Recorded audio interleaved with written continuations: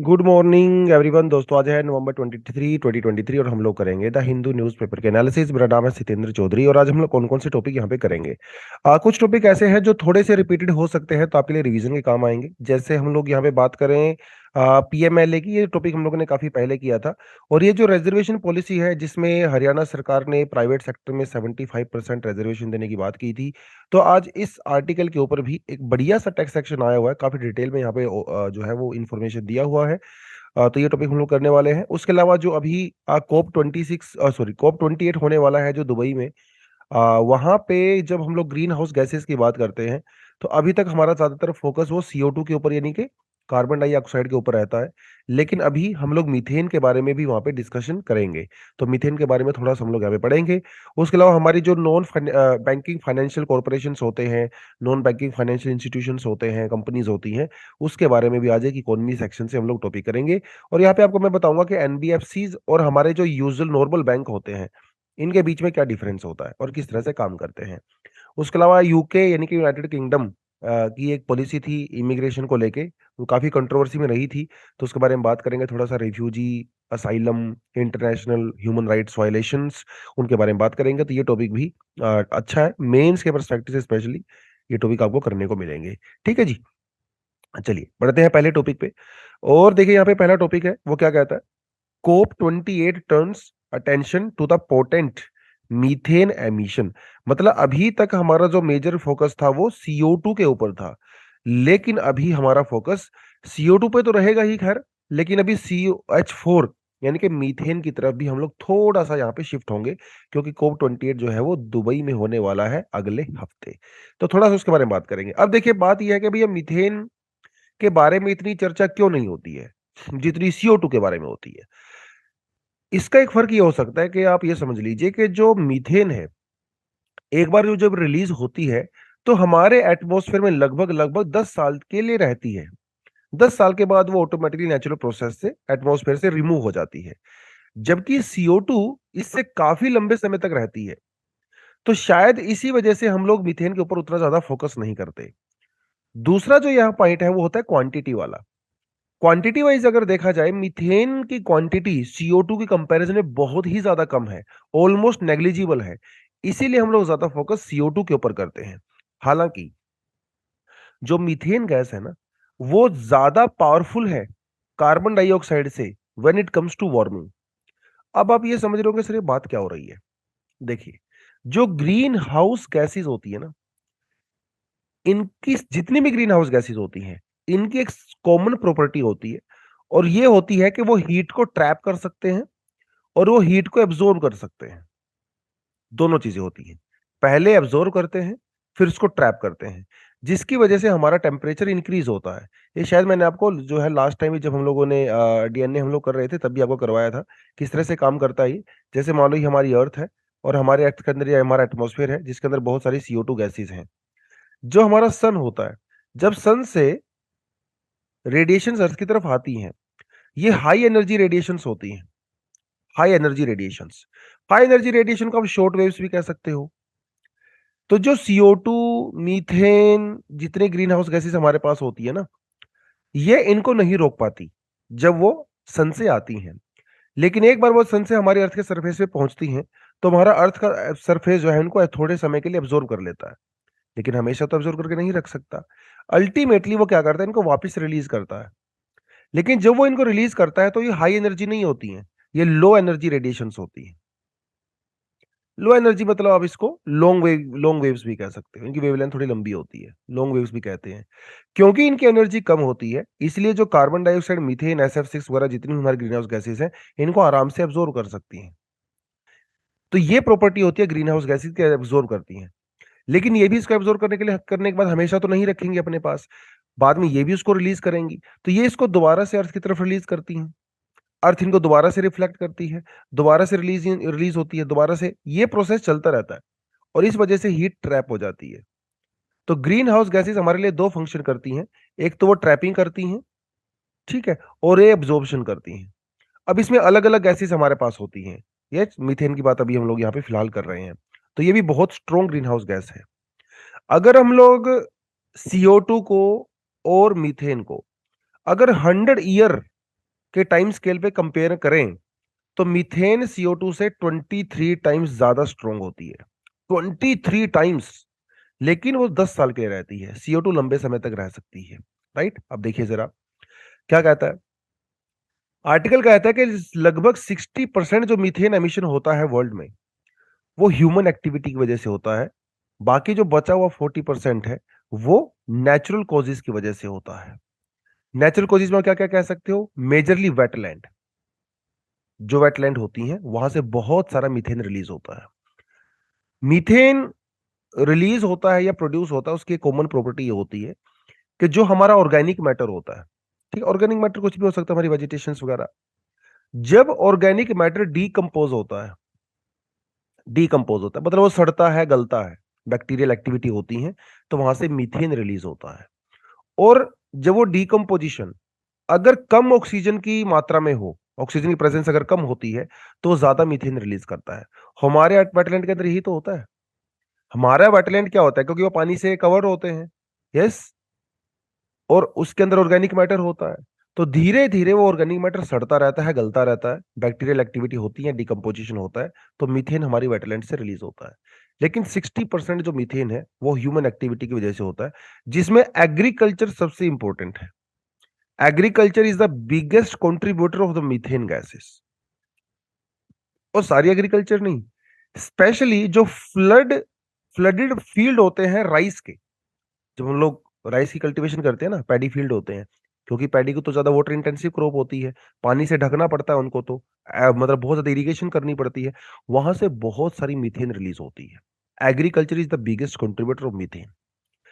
उसके अलावा जो लाइव स्टॉक्स होते हैं, हमारे जो मवेशी होते हैं, जो जानवर होते हैं, जैसे गाय गाय शीप भैंस वगैरह, वो सब होती हैं जो हम लोग डेयरी के अंदर यूज करते हैं दूध वगैरह के लिए, ये भी बहुत सारा मीथेन रिलीज करती हैं। आपने बहुत बार ऐसे जानवर को ना जुगाली करते हुए देखा होगा। वो पहले घास खा लेते हैं, उसके बाद आराम से खड़ा होकर जुगाली करते हैं। जब वो जुगाली करते हैं तो या तो वो बर्पिंग करते हैं या वो फार्टिंग करते हैं। इन दोनों से बहुत सारा मीथेन भी रिलीज होता है। वो भी एक बहुत बड़ा फैक्टर यहाँ पे नजर आता है। ठीक है। उसके अलावा जो एनर्जी सेक्टर है, कोल, ऑयल, गैस वगैरह, ये सेकंड लार्जेस्ट प्रोड्यूसर है। तो एग्रीकल्चर और अलाइड एक्टिविटी मतलब लाइव स्टॉक, इसी को तुम लोग एक साथ ही कंबाइन करते हैं। अपार्ट फ्रॉम दैट, जो हमारी जो पाइपलाइंस वगैरह होती हैं, वहां से भी बहुत सारा मीथेन वगैरह लीक होता रहता है बहुत बार। यस, क्योंकि हमारी जो नेचुरल गैस होती है, CNG जिसको हम लोग बोलते हैं, या फिर जो LNG जिसको हम लोग बोलते हैं, उस वो मीथेन ही तो होता है। तो पाइपलाइन कई बार लीक हो जाती है, बहुत सारा मीथेन एटमॉस्फेयर में रिलीज हो जाता है। तो ये तो कुछ सोर्सेज हो गए। अगर आपसे एग्जाम में पूछे भाई मीथेन के सोर्सेज कौन कौन से हैं, और पूछें क्या आपसे, 2022 में क्वेश्चन पूछा ही गया लास्ट ईयर, ये 2020 यूपीएससी का क्वेश्चन है, सीधा सीधा न्यूज़पेपर से क्वेश्चन है ये। Among the following crops which one is the most important anthropogenic, anthropogenic का मतलब है human, anthropogenic source of the both methane and nitrous oxide. ये भी ग्रीन हाउस गैस है बड़ी स्ट्रॉन्ग, ये भी ग्रीन हाउस गैस है बहुत ही स्ट्रॉन्ग। एग्जाम्पल, आंसर क्या है? राइस। अभी अभी तुम लोगों ने किया ऊपर न्यूज़पेपर में। जो क्रॉप्स को ज्यादा पानी चाहिए होगा वो हमेशा मीथेन रिलीज करेगी और नाइट्रस ऑक्साइड भी रिलीज करेगी। अगर स्ट्रेंथ की बात करें, आप यहाँ पे देख सकते हो, अगर 100 ईयर पीरियड में हम CO2 अगर 1 मानते हैं, तो CH4 यानी कि मीथेन वो 23 टाइम्स ज्यादा पावरफुल होती है। नाइट्रस ऑक्साइड जो हम लोगों ने बात की है, 296 टाइम्स ज्यादा पावरफुल होती है। जो हाइड्रोफ्लोरोकार्बन्स होते हैं, हाइड्रोफ्लोरोकार्बन्स अलग अलग कैटेगरी के होते हैं, आप ये देखिए 12,000, 13,000। SF6 22,200 टाइम्स ज्यादा स्ट्रॉन्ग होते हैं, लेकिन इनकी क्वांटिटी नेग्लिजिबल है, ना के बराबर है एटमॉस्फेयर में, इसलिए हम इनको बहुत ज्यादा क्रिटिसाइज नहीं करते हैं। कार्बन डाइऑक्साइड की जो क्वांटिटी मैक्सिमम होते हैं, इसलिए CO2 को सबसे ज्यादा हम लोग बात करते हैं। और मीथेन की भी हम लोग अभी अभी धीरे धीरे बात करने लगे हैं, क्योंकि क्लाइमेट चेंज की वजह से मीथेन अभी थोड़ा सा ज्यादा रिलीज होने लगा है। तो अगर आने वाले समय में आप देखोगे, मीथेन पे भी हम लोग डिसेंट बात करेंगे। चलिए जी। दास जी का क्या कहना है? शक्तिकांता दास जी का, हमारे गवर्नर है, कहते हैं कि भैया जो मॉडल बेस्ड लैंडिंग है wants banks NBFCs of undue risk buildup. तो इनका ये कहना है कि जो लैंडिंग की जाती है बैंकों के द्वारा, NBFCs के द्वारा, ये जब अननेसेसरी लैंडिंग करते हैं, तो अननेसेसरी लेंडिंग होने की वजह से क्या होता है, एक रिस्क बिल्डअप होता है, जिससे हमारे जो नॉन परफॉर्मिंग एसेट्स हैं, नॉन परफॉर्मिंग एसेट्स को भी फर्क पड़ता है। मतलब हमारे बैंकों में नॉन परफॉर्मिंग एसेट्स काफी ज्यादा बढ़ जाते हैं। तो ये इनका है। अब सवाल ये उठता है कि भैया नॉन परफॉर्मिंग या जो non banking financial companies, corporations, institutions क्या होते हैं। जैसा कि इनके नाम में लिखा हुआ है कि नॉन बैंकिंग होते हैं, इसका मतलब इनका जो फंक्शन होता है वो बैंकों से अलग होता है। बैंकों का मेजर फंक्शन क्या होता है, बैंक पहले क्या करते हैं, डिपॉजिट करवाते हैं। हमारे जैसे लोग, सभी लोग बैंकों में डिपॉजिट करवाते हैं पैसा। ये बैंकों के पास जब डिपॉजिट जाता है तो बैंक के पास इकट्ठा हो जाता है बहुत सारा। ठीक है। इस पैसे को बैंक आगे लैंड करता है, मतलब एज अ क्रेडिट इसको देता है। ये कोई भी ले सकते हैं, हमारे जैसे प्राइवेट सिटीजन्स भी ले सकते हैं, बड़ी बड़ी जो टाटा बिरला अंबानी बड़ी बड़ी कंपनीज होती हैं वो भी ले सकती हैं। और जब बैंक किसी को पैसा लैंड करता है तो उनको इंटरेस्ट रेट चार्ज करता है, फ्री में तो नहीं देता है। और जब हम लोग बैंक में पैसा डिपॉजिट कराते हैं तो बैंक हमें भी इंटरेस्ट देता है। तो बैंक हमें इंटरेस्ट देता है मान लो 4%, और बैंक इनसे लेता है यहाँ पे 6%। तो ये जो 2% का बीच में गैप होता है, ये क्या होता है, उनका प्रॉफिट होता है, बैंकों का प्रॉफिट होता है। इसी तरह से बैंक काम करते हैं। तो बेसिकली एक बैंक एक मनी लेंडर होते हैं, एक इंस्टीट्यूशनल मनी लेंडर होते हैं, और कुछ भी नहीं होते हैं। अब इसी को आप जो है एनबीएफसी से रिलेट करके देखिए। एनबीएफसी एक फाइनेंशियल कंपनी होती है, एक फाइनेंशियल इंस्टीट्यूशन होता है। मतलब ये पैसे का लेन देन तो करता है, लेकिन ये वैसा फंक्शन नहीं करता जैसे हमारे बैंक करते हैं, क्योंकि it's NBFC, non banking financial companies. थोड़ा वैसा क्या फर्क होता है आपको मैं यहाँ पे बताता चलूं। फाइनेंशियल सर्विस तो हम लोग देख ही लिया, यही करते ही हैं, लैंडिंग भी करते हैं, लेकिन बैंकों के जैसे नहीं करते हैं। मतलब ये लोन प्रोवाइड करवाएंगे आपको, कोई दिक्कत नहीं है, क्रेडिट भी प्रोवाइड करवाएंगे, सेविंग इन्वेस्टमेंट प्रोडक्ट भी आपको प्रोवाइड करवाते हैं। लेकिन ये आपसे जिस तरह से हम लोग बैंक में पैसा डिपॉजिट कराते हैं ना, आप वैसा नहीं करवा सकते। आप इनके अंदर डिमांड डिपॉजिट जैसा हम लोग करवाते हैं वैसा नहीं करवा सकते। हाँ, आप इनके अंदर टर्म डिपॉजिट करवा सकते हो। टर्म डिपॉजिट क्या होता है, जैसे हम लोग आजकल फिक्स डिपॉजिट बोलते हैं, एक टर्म ये भी होती है इसके अंदर, फिक्स डिपॉजिट। मतलब बैंकों की तरह ना आप ये एटीएम इशू नहीं कर सकते आपको। ठीक है, आप जब मर्जी जाओ पैसा नहीं निकाल सकते हो। हाँ, आप 10 लाख, 20 लाख, 50 लाख, 10 हजार, आपका जो फिक्स डिपॉजिट है वहां पे करवा सकते हो, 6 महीने के लिए, साल भर के लिए, 2 साल के लिए, जैसा आपका मन करे। तो डिमांड डिपॉजिट नहीं करवा सकते, चेक इशू नहीं कर सकते हैं जैसे नॉर्मल बैंक हमारे चेक इशू करते हैं। उसके अलावा ये सब करते हैं, हायरिंग, लीजिंग, इंफ्रास्ट्रक्चर फाइनेंस, आप जो मर्जी चाहो वो इनसे करवा सकते हो। बेसिक बेसिक सा फर्क ये होता है नॉन बैंकिंग फाइनेंशियल इंस्टीट्यूशंस के अंदर और बैंकों के अंदर। ठीक है। और इनकी रेगुलेशन की बात करें तो हाँ, थोड़ा पार्ट आरबीआई का भी इसके अंदर आता है, रेगुलेशन होता है। हमारा जो बैंकिंग रेगुलेशन एक्ट है उसके अंदर भी थोड़ा होता है, और गवर्नमेंट की कुछ एजेंसीज हैं वो भी इनको रेगुलेट करती है। बट जो मेजर फंक्शन है वो यही है। ठीक है, आप इनके अंदर एटीएम नहीं इशू कर सकते ये लोग, आप इनके अंदर जो नॉर्मल डिमांड डिपॉजिट रहता है वो नहीं करवा सकते, टर्म डिपॉजिट करवा सकते हैं। ठीक है जी। आप यहाँ पे देखिए इनके बीच में क्या फर्क होता है। इसका मतलब तो आप समझ ही गए हैं, तो इसमें बताने की रिक्वायरमेंट नहीं है। कंपनीज एक्ट 2013 के अंदर ये रेगुलेट किया जाता है, क्योंकि नॉन बैंकिंग फाइनेंशियल कंपनीज, और ये ज्यादातर आपको बैंक देखेंगे आप, फाइनेंशियल रेगुलेशन एक्ट 1949 के अंदर होता है। एनबीएफसीज के अंदर भी कुछ प्रोविजंस ऐसे होते हैं जो बैंकिंग रेगुलेशन एक्ट के अंदर रेगुलेट किए जा सकते हैं। डिमांड डिपॉजिट ये एक्सेप्ट नहीं करते हैं, अभी हम लोगों ने बात किया, लेकिन ये तो करते ही हैं भैया, बैंकों का तो मेन काम ही होता है डिमांड डिपॉजिट को एक्सेप्ट करना। फॉरेन इन्वेस्टमेंट यहाँ पे 100% के लगभग होती है, कर सकते हो आप अगर आपके पास पैसा है। यहाँ पे जो है 75-4% जो है वो आप फॉरेन डायरेक्ट इन्वेस्टमेंट कर सकते हो। ठीक है। उसके अलावा बात करें पेमेंट सेटलमेंट सिस्टम, जैसे मैंने आपको बताया चेक इशू नहीं कर सकते, तो ये चेक वाला ही होता है बेसिकली पेमेंट सेटलमेंट सिस्टम। लेकिन ये तो नहीं कर सकते, ये तो कर ही सकते हैं, चेक वगैरह देना तो इनका बिल्कुल इंटीग्रल पार्ट होता है। रिजर्व रेशो होती है, जैसे हमारे पास एसएलआर होती है, सीआरआर होती है, इसे रिजर्व रेशो कहते हैं ना, statutory liquid ratio, cash reserve ratio. बैंकों के लिए तो मैंडेटरी होता है, सबको करना पड़ता है, इनके लिए मैंडेटरी नहीं होता। आप मुझे कमेंट सेक्शन में ये बताओ कि जो एसएलआर सीआरआर होता है, क्या ये हमारे कोऑपरेटिव बैंक्स के लिए भी होता है?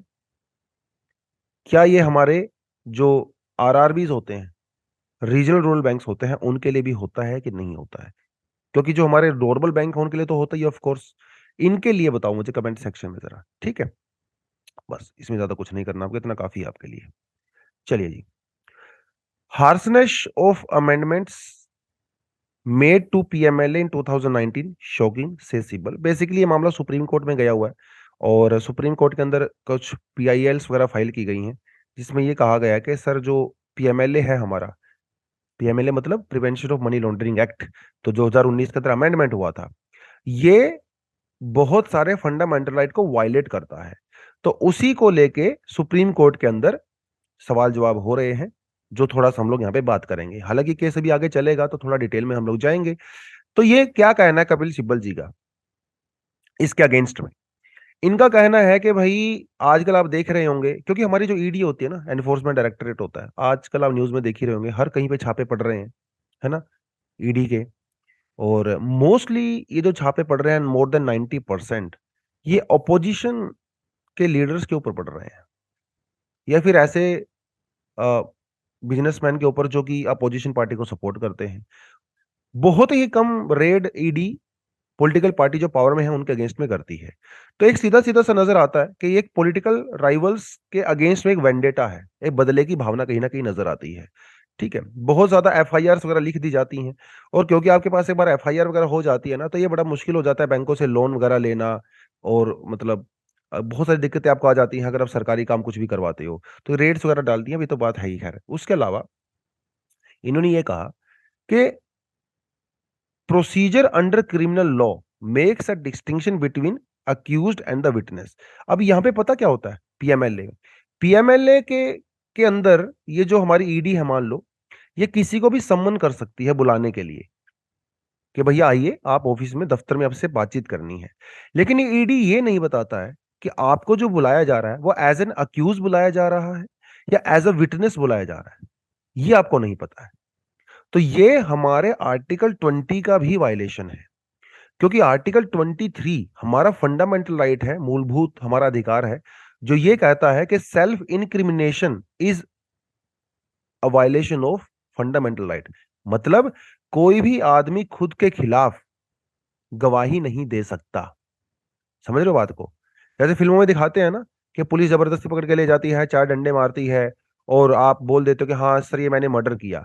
लेकिन कानून में इसका 1% भी वैलिडिटी नहीं है। अगर पुलिस किसी को मारती है और उसको वो बोलता है कि हाँ सर मैंने ही मर्डर किया है, मैंने ही इसको थप्पड़ मारा था, इसकी 1% भी वैलिडिटी कोर्ट में नहीं होती। जब तक वो बयान मैजिस्ट्रेट के सामने नहीं होता, पुलिस के सामने बयान की 0% वैल्यू होती है, 0%। तो जो दिखाया जाता है ना फिल्मों में, वो कंप्लीटली गलत है। किसी भी इंसान को उसके खिलाफ गवाही देने के लिए पुलिस मजबूर नहीं कर सकती, आपका फंडामेंटल राइट है। अगर ऐसा होने लगेगा ना, तो पुलिस पीट पीट के सारी दुनिया को ही, सारे एक के सारे केस सोल्व कर देगी। आम आदमी को, इनोसेंट पर्सन को भी पुलिस पकड़ के लेके जाएगी, चार डंडे मारेगी, वो भी बोल देगा कि हाँ सर मैंने ही किया है, मरने के क्या करेगा बेचारा, है ना? उसकी फैमिली को धमकाया जाएगा, उससे मारा जाएगा। तो ये अलाउड नहीं है हमारे कॉन्स्टिट्यूशन में, जब तक वो मैजिस्ट्रेट के सामने नहीं होता है। लेकिन ये जो पीएमएलए है, जिसके अंदर ईडी कार्रवाई करता है, ये उसका भी एक जो है वायलेशन है, राइट? और ये ड्यू प्रोसेस का भी वायलेशन है, जो हमारे आर्टिकल 21 के अंदर दोबारा से फंडामेंटल राइट है। क्योंकि ड्यू प्रोसेस ये कहती है आर्टिकल 21 के अंदर, किसी भी आदमी को, किसी भी इंसान को जब अरेस्ट किया जाता है, तो उसको उसका रीजन बताना पड़ेगा। आप उसको बिना रीजन बताए, इन्फॉर्म किए अरेस्ट नहीं कर सकते। लेकिन पीएमएलए के अंदर ऐसा कोई भी प्रोविजन नहीं है। ईडी सीधा उठा लेती है, पूछती भी नहीं है भाई आपको क्यों उठा रहे हैं। तो ये इसका भी वायलेशन हो गया। यस, तो ये आर्टिकल 21 का भी वायलेशन है, क्योंकि आपने उसको इन्फॉर्म नहीं किया। आर्टिकल 21 का तो है ही, आर्टिकल 22 का भी है, आर्टिकल 14 का भी है, आर्टिकल 23 का भी है। तो बहुत सारे वायलेशन यहाँ पे हैं। तो इसीलिए इन्होंने कहा कि भाई साहब ये जो पीएमएलए है वो, और वैसे भी जब पीएमएलए के में 2019 के अंदर जब अमेंडमेंट्स आए थे, तो सरकार ने इसको as a financial act introduce किया था, जबकि as a financial act introduce नहीं होना चाहिए था। तो वो भी एक अपने आप में वायलेशन है कहीं ना कहीं पार्लियामेंट्री प्रोसेस का। और 2019 से, हालांकि ये तो हम लोगों ने बहुत 2005 में ही पास कर दिया था इसको, 2019 के अंदर जो वायलेशन हुआ है वो काफी खतरनाक हो गए हैं। क्योंकि 2019 के बाद ईडी अगर किसी को उठाती है ना, तो उसका सेक्शन 45 पता क्या कहता है, कि आपको बेल नहीं मिलेगी।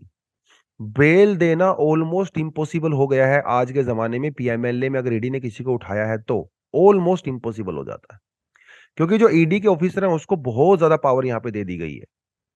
तो ये कुछ और नॉन बेलेबल है, वो तो मैंने आपको बताई थी, बेल मिलेगा नहीं आपको, ठीक है? तो इसीलिए जो है कपिल सिब्बल जी ये कह रहे हैं कि ये भैया बहुत खतरनाक कानून बन चुका है, और इसका मिसयूज बड़े पैमाने पे आजकल हो रहा है। तो इसीलिए इसको नल एंड वॉइड डिक्लेयर कर देना चाहिए, या फिर इसके कुछ प्रोविजंस हैं तो जो 2019 में इंट्रोड्यूस किए गए थे उनको अनकॉन्स्टिट्यूशनल डिक्लेयर कर देना चाहिए, ऐसा उनका मानना है। अब सुप्रीम कोर्ट में इसमें क्या ऑब्जर्व करता है नहीं करता वो बात की बात है, तब देखेंगे इसको आर्टिकल को। ठीक है जी। एक टैक्स सेक्शन है हरियाणा एम्प्लॉयमेंट के बारे में, हालांकि हम लोग ने लास्ट वीक भी किया था, लेकिन जो बिल्कुल स्टूडेंट नए हैं, पहले प्लेटफॉर्म पे बहुत कम आते हैं या उन्होंने वो क्लास मिस कर दिया, थोड़ा आपको बता देता हूँ क्या है पूरा मामला। मामला ऐसा है कि हरियाणा की सरकार ने 2021 में एक कानून पास किया और उसमें यह कहा गया कि जो प्राइवेट सेक्टर जॉब्स हैं हरियाणा में वो 75% लोकल लोगों को मिलेगी। ठीक है। Haryana state employment local candidate act 2020, फिर बाद में 2021 उसको जो है इंप्लीमेंट किया कर दिया गया। ठीक है, ये था मामला। और अभी पंजाब हरियाणा कोई का हाई कोर्ट ने इसको अनकॉन्स्टिट्यूशनल डिक्लेयर कर दिया और ये कहा कि भाई साहब ये फंडामेंटल राइट का क्लियर कट वायलेशन है, इसलिए आप इसको लागू नहीं कर सकते, ऐसा कोर्ट ने कहा है। लेकिन ये जो 75% जॉब रिजर्वेशन की प्राइवेट सेक्टर में बात कही गई थी, ये सिर्फ उन्हीं लोगों के लिए थी जिनकी सैलरी 30,000 से कम है। 30,000 से ज्यादा वालों के ऊपर ये लागू नहीं होता। ठीक है। गवर्नर ने भी 2021 के अंदर इसको एसेंट दे दिया था, तो बेसिकली ये लागू हो चुका था। क्या ये सभी कंपनी के ऊपर अलाउड है, मतलब अप्लाई होगा? Of course not. ये सिर्फ उन्हीं कंपनीज के ऊपर अप्लाई होगा जहां पे 10 से या 10 से ज्यादा एम्प्लॉइज काम करते हैं, मतलब एक तरह से प्रॉपर फॉर्मल सेक्टर की आप बात कर लीजिए। तो जब बात आती है अभी लोकल लोगों को, वो लोकल लोग कौन होंगे? कानून के अंदर डेफिनेशन दी गई है कि वो लोकल वही होंगे जिनका हरियाणा का डोमिसाइल होगा कम से कम पिछले 5 सालों में, मतलब जो 5 साल से लगभग यहाँ पे रह रहे हैं। लेकिन ये पूरा प्रोसेस होगा कैसे? इसके लिए एक प्रॉपर पोर्टल बनाया गया, एक वेबसाइट बनाएगी, पोर्टल बनाया गया जिसमें हरियाणा के जो लोग हैं, ठीक है, जिनका 5 साल का डोमिसाइल है और जो ऐसी जॉब्स के लिए अप्लाई कर रहे हैं जिनकी सैलरी 30,000 से कम होगी, वो उस पोर्टल के अपने आप को रजिस्टर करेंगे। ठीक है जी। और जो कंपनी होंगी वो भी अपनी रिक्वायरमेंट को उसी पोर्टल के ऊपर रजिस्टर करेंगी। ठीक है। तो कंपनी जब रिक्रूट करेंगी किसी को किसी पर्टिकुलर जॉब के लिए, उसी पोर्टल के थ्रू करेंगी, उस पोर्टल के अलावा आप रिक्रूट नहीं कर सकते। तो इससे होगा क्या, कंपनीज को पता होगा कि ये आदमी जो है फलाना आदमी हरियाणा का है, ठीक है, और ये इस जॉब के लिए सुटेबल है, इसको आप हायर कर सकते हो। उसके अंदर कुछ एग्जाम्पशंस दी गई हैं। कोई खास स्किल ऐसा हो, भाई हो सकता है कि वो जॉब की रिक्वायरमेंट हरियाणा के लोगों के पास हो ही ना, उनके पास वो स्किल ही ना हो, उस केस में कुछ एग्जाम्पशंस मिल सकती हैं। लेकिन उस एग्जाम्पशंस को पाने के लिए उस कंपनी को बताना पड़ेगा सरकार को कि साहब हम लोगों को ये रिक्वायरमेंट थी, हरियाणा में कोई पर्सन इसको फुलफिल नहीं करता है, इसीलिए हम लोग तमिलनाडु से हायर कर रहे हैं। और अगर कंपनी ऐसा नहीं करती है तो 10,000 से लेकर 2 लाख रुपए तक का उनके ऊपर फाइन लग सकता है। तो ये प्रोसीजर जो है अभी तक वो चल रहा था। ठीक है जी। अब इसको चैलेंज कर दिया गया कोर्ट में और कंपनीज एसोसिएशन ने यह कहा कि हमारे आर्टिकल 19 का क्लियर कट वायलेशन है। आर्टिकल 19 आपको राइट टू फ्रीडम प्रोवाइड करवाता है, जिसके अंदर राइट टू रिजाइड भी है, मतलब आप इंडिया में कहीं भी रह सकते हो, राइट टू सेटल भी है, आप कहीं पे घर बना सकते हो, आप अपनी मर्जी का कोई भी प्रोफेशन चूज कर सकते हो, कोई भी बिजनेस चूज कर सकते हो, ट्रेड चूज कर सकते हो, ये आपकी मर्जी है कंप्लीटली। कोई सरकार इसके अंदर वो इंटरफेयर नहीं कर सकती। उसके अलावा उन्होंने कहा कि साहब ये आर्टिकल 14 का वायलेशन भी है, इक्वालिटी बिफोर द लॉ, क्योंकि इससे तो क्लियर कट यहाँ पे डिस्क्रिमिनेशन नजर आ रहा है। आर्टिकल 15 का भी वायलेशन है। आर्टिकल 15 किसी भी तरह के डिस्क्रिमिनेशन को रोकता है on the basis of religion, race, caste, sex and place of birth. ये फोकस करो प्लेस ऑफ बर्थ के ऊपर, क्योंकि इसी का क्लियर कट वायलेशन हो रहा है हरियाणा वाले इस कानून में। क्योंकि आप सीधा सीधा डिस्क्रिमिनेशन कर रहे हो ना, जो हरियाणा में है उसको जॉब मिलेगी, जो हरियाणा के बाहर है उसको जॉब नहीं मिलेगी। यस। तो जो कॉमन सिटीजन को राइट्स दिए गए हैं, अधिकार दिए गए हैं, उसका क्लियर कट वायलेशन किया जा रहा था हरियाणा सरकार के द्वारा। इसको ही उसको ही प्रोटेक्ट करने के लिए क्या किया उन्होंने, अनकॉन्स्टिट्यूशनल डिक्लेयर कर दिया। हाँ, हरियाणा सरकार का क्या कहना है इस मामले में? ऑफ कोर्स पक्ष तो उनका भी होगा ना। हरियाणा सरकार का यह कहना है कि साहब जो मैंने ये किया है ये पूरी तरह से लीगल है अंडर आर्टिकल 16(4). आर्टिकल 16(4) क्या कहता है?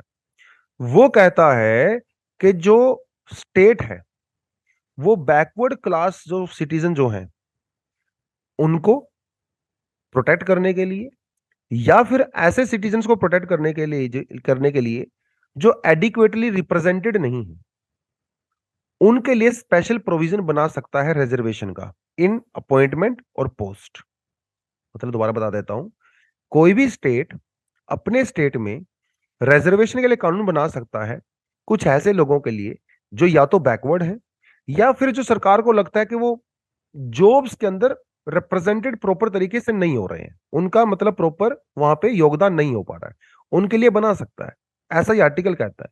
लेकिन भाई आपने तो यहां पे क्या किया, सभी हरियाणा वालों को एक साइड में रख दिया। आपने किसी बैकवर्ड के लिए तो नहीं बनाया ना, आपने तो सबके लिए रख दिया। वहां पे स्वर्ण भी आ गए, SC ST सब लोग आ गए। और बड़ी बात ये भी तो है ना, प्राइवेट सेक्टर में तो रिजर्वेशन का प्रोविजन ही नहीं है। अगर आपको ऐसा कुछ करना है तो आप सरकारी गवर्नमेंट सेक्टर में करिए, प्राइवेट में क्यों कर रहे हो? ये जो सन ऑफ सोइल की जो फिलॉसफी है, बड़ी डेंजरस है, क्योंकि ये सिर्फ हरियाणा तक नहीं रुकेगी। कल को इससे पंजाब, महाराष्ट्र, आंध्रा, तमिलनाडु सभी लोग करने लगेंगे, तो इंडिया में लोगों की मूवमेंट ही खत्म हो जाएगी, है ना? अपने स्टेट से लोग बाहर जा ही नहीं पाएंगे। तो जो गरीब स्टेट है वो तो और गरीब हो जाएंगे, अमीर स्टेट जो है उनको भी नुकसान होगा। तो अगर आप महाराष्ट्र में देखें, हरियाणा, पंजाब में देखें, तो बहुत सारे जो है लेबर कहाँ से आ रही है, वो किसी पर्टिकुलर रीजन से ही आ रहे हैं इंडिया में, तो लेबर वहां पे जा ही नहीं पाएगी, तो माइग्रेशन भी रुक जाएगा। बहुत बड़े रेमिफिकेशन है इस चीज के, देखने में छोटा लगता है। तो जो पूरा कल्चरल इंटीग्रेशन है इंडिया का, जो नेशनल यूनिटी है, जो जिसे हम लोग नेशनल बिल्डिंग की बात करें, इंटीग्रेशन की बात करते हैं, वो तो खत्म हो जाएगा ना। क्योंकि बिहार वाले लोग महाराष्ट्र नहीं आ पाएंगे, झारखंड वाले लोग पंजाब नहीं जा पाएंगे, हरियाणा वाले लोग तमिलनाडु नहीं जा पाएंगे, समस्या हो जाएगी। इसी तरह की कई चीजें महाराष्ट्र, कर्नाटक, आंध्र प्रदेश, मध्य प्रदेश वगैरह के भी अंदर अलग अलग टाइम पे इंट्रोड्यूस की गई हैं। 2019 में आंध्र प्रदेश के अंदर भी एक ऐसा ही बिल पास किया गया, जो अभी कोर्ट में है, वो भी चल रहा है, और 99% चांसेस है कि इसको भी अनकॉन्स्टिट्यूशनल डिक्लेयर कर दिया जाएगा। ठीक है, क्योंकि कोर्ट, ये सीधा सीधा कॉन्स्टिट्यूशन का वायलेंस है, वायलेशन हो रहा है, और ऑफ कोर्स वो इसको कोर्ट कर ही देगा। अब तो ये थोड़ा सा मामला बनता है। बाकी देखिए, why did the high court request it, मैंने आपको बता ही दिया, हाई कोर्ट ने इसको क्यों रिजेक्ट किया है। क्योंकि हाई कोर्ट का मानना है कि आर्टिकल 19(1) का वायलेशन है।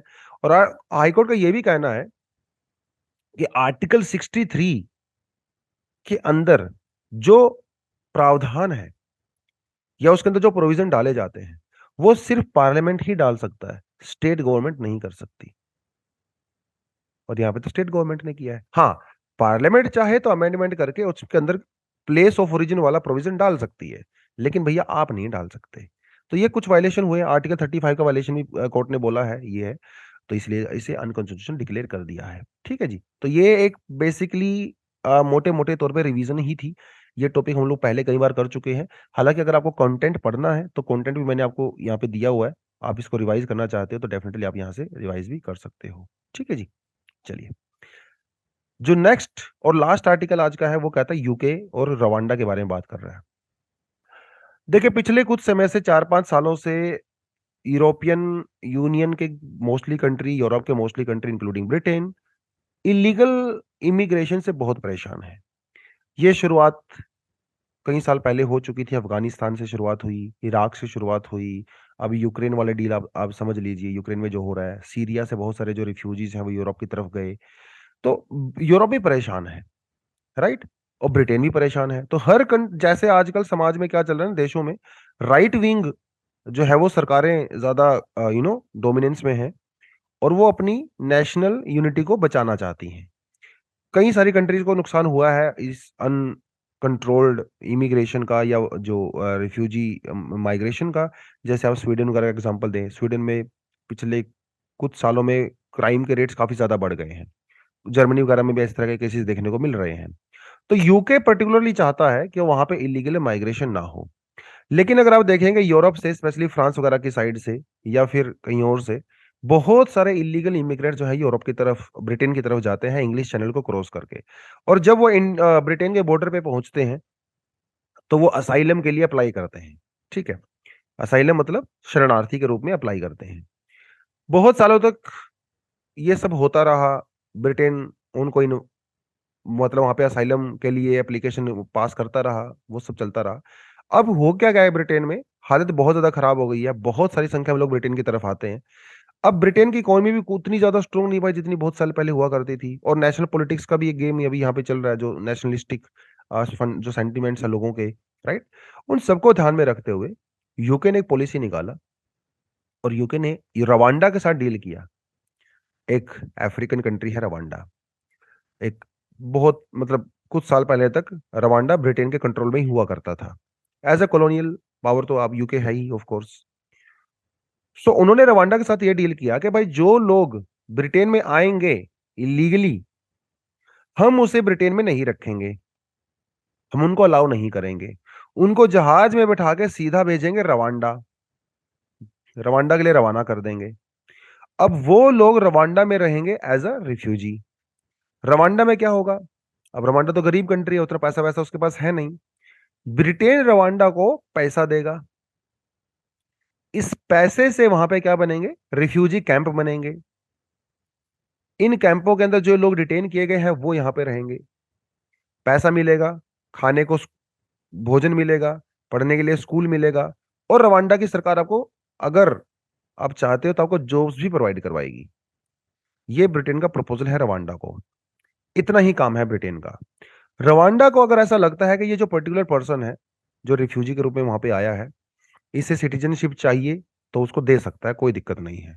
और अगर रवांडा को ऐसा लगता है कि यार तो क्रिमिनल माइंड सेट का है जो भी है, उसे वापिस उसके और कंट्री ऑफ ओरिजिन में भी भेजा जा सकता है।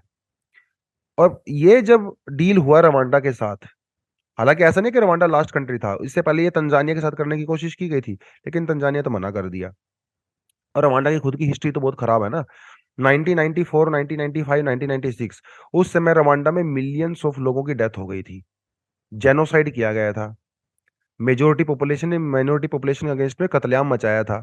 तो रवांडा का भी ह्यूमन राइट कोई रिकॉर्ड बहुत अच्छा नहीं है। और ये जो ब्रिटेन कर रहा है, ये ब्रिटेन भी तो ह्यूमन राइट वायलेशन ही कर रहा है ना। तो ब्रिटेन के सुप्रीम कोर्ट ने कहा है ब्रिटेन की सरकार को कि भाई साहब ये पूरी तरह से अनकॉन्स्टिट्यूशनल है, आप ऐसा नहीं कर सकते, ये ह्यूमन राइट का वायलेशन तो है ही, साथ के साथ जो ब्रिटेन की वैल्यूज हैं उनका भी वायलेशन है। राइट। तो ये बेसिकली इतना मामला बनता है, इससे ज्यादा आपको इस पर्टिकुलर न्यूज से पढ़ने की रिक्वायरमेंट नहीं। हाँ, as a refugee issues, as a asylum seeking, as a immigration migration, ये इशू आप डेफिनेटली पढ़िए। ब्रिटेन वाला इशू इससे ज्यादा डिटेल में मत जाइए। इतनी अगर आपको समझ है इस आर्टिकल की, रवांडा की और यू की कुछ डील हुई थी, और इसे आप एग्जाम्पल के तौर पे अपने आंसर के अंदर लिख सकते हो, दैट्स इट। ये डिटेलिंग में कोई नहीं आपसे पूछेगा, ना ही रिक्वायरमेंट है। राइट। इंडिया के कॉन्टेक्स्ट में जैसे म्यांमार से, बांग्लादेश से जो इलीगल जो माइग्रेशन होता है वो आप पढ़ सकते हो। वर्ल्ड ओवर जो यूरोप के अंदर इलीगल माइग्रेशन हो रही है, आप वो पढ़ सकते हो।